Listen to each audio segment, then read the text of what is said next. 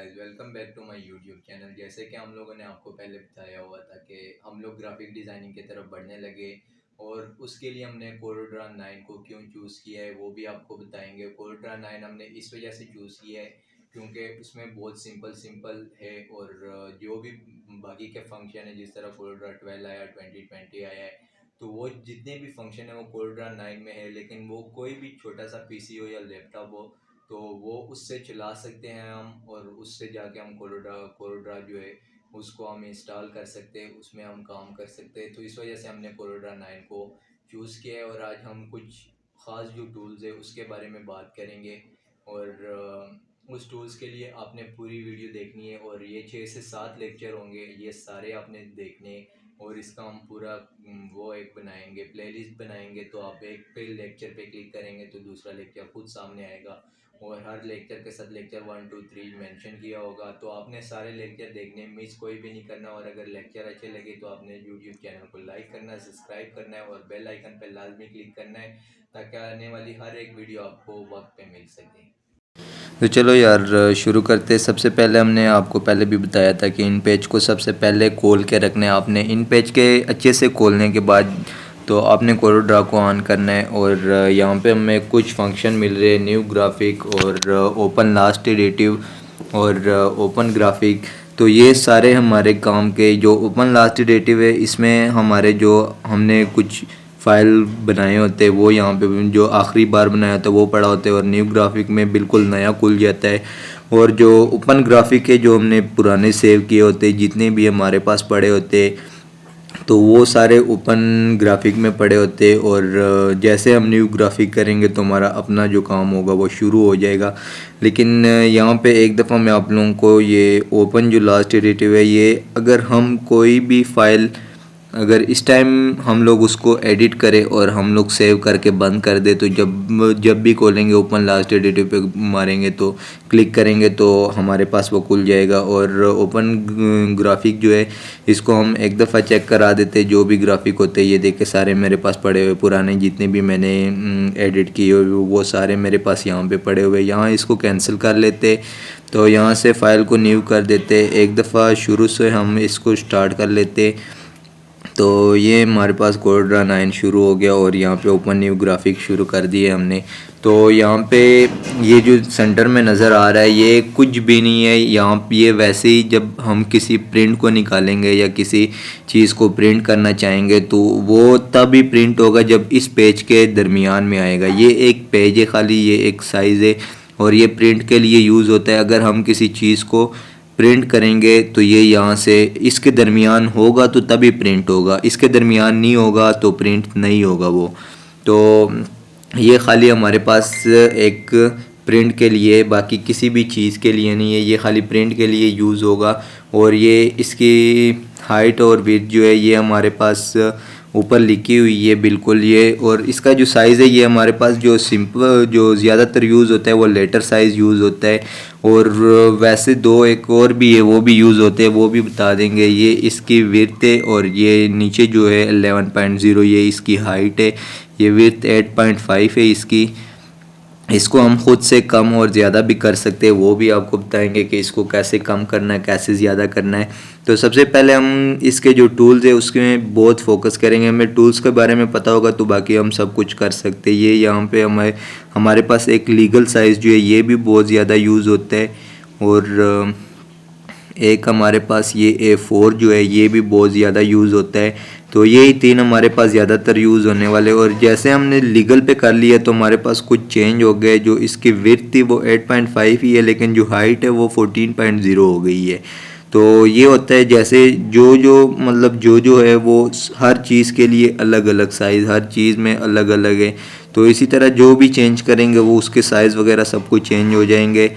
तो हम लोग पहले उसी पे आ जाते, अपने वाले लेटर पे आ जाते। और ये जो है अगर हम कोई चीज़ प्रिंट करना चाहते हैं, ये मैं बार बार बता रहा हूँ, इसको हम लोग जाके पहले पेज के अंदर ले के आएंगे तो तभी हम उसको प्रिंट कर सकते हैं, वरना उसको प्रिंट नहीं कर सकते। ये हमारे पास जो इस साइड पे ये सारे कलर है और इन कलर को यहाँ से हम बड़ा कर लेते हैं। ये सारे कलर्स है यहाँ पे। और अगर इस पे हम लोग क्लिक करके थोड़ी देर के लिए छोड़ देते तो तो ये हमें साथ साथ बता रहा होते कि ये वाला इस कलर का ये नाम है, कलर के नाम भी हमें शो होते। तो ये सारे कलर जो है ये हम किसी भी डिज़ाइन में किसी भी जगह पे जो हम लोग कोरोड्रा में काम करेंगे उसमें हर जगह पे ये यूज़ कर सकते। और ये सारे कलर हमारे पास आ गए और इसके आने के बाद जो ये हमारे पास पेज है इसके जो हमारे पास विड्थ और हाइट है इसको हम यहाँ से भी चेंज कर सकते हैं। जो हमारे पास ऊपर लिखा हुआ है 8.5 और 11.0 यहाँ से भी हम चेंज कर सकते हैं। और यहाँ पे इंचज़ में मिलीमीटर्स में तो ये डिफरेंट उसमें टाइप में हमारे पास साइज़ आया होता है, लेकिन ज़्यादातर हम इंचज़ में यूज़ करते हैं तो इंचज़ में ही रहने दे देते इसको। और ये जो है ये यहाँ से भी डायरेक्ट जाके इस पेज को हम लोग चेंज कर सकते। और जो मेन चीज़ है वो यहाँ पे नीचे आप देखें हमारे पास एक ही पेज है और दूसरे कोई पेज नहीं है। ये जो बाकी जगह है खाली है हमारे पास। तो यहाँ पे हम जैसे प्लस के साइन पे टच करेंगे तो हमारे पास 2 पेज हो जाएंगे, एक पीछे को होगा एक आगे को होगा। और अभी हम लोगों को दूसरे पेज की ज़रूरत नहीं है और ना हमने कोई ऐसी चीज़ प्रिंट करनी है, तो हम इसको डिलीट कर देते हैं। यहाँ से डिलीट करने के बाद ये जो ऊपर है ये हमारे पास सारे जो टूल्स है edit, file, view, layout, average, effect, ये इन सारी चीज़ों में हमारी अलग अलग चीज़ें होंगी और ये सारे हम आपको इंशाल्लाह 6 से 7 लेक्चर होंगे उसमें सब कुछ कवर करके देंगे। तो ये हमारे पास अभी पेज है, ये सारा जो है ये हमारे पास पेज का साइज़ वगैरह लिखा हुआ है। तो यहाँ से हम लोग चेंज भी कर सकते हैं, जैसे चेंज करते ही आपको नज़र आ रहा है स्क्रीन पे ये चेंज होता जा रहा है।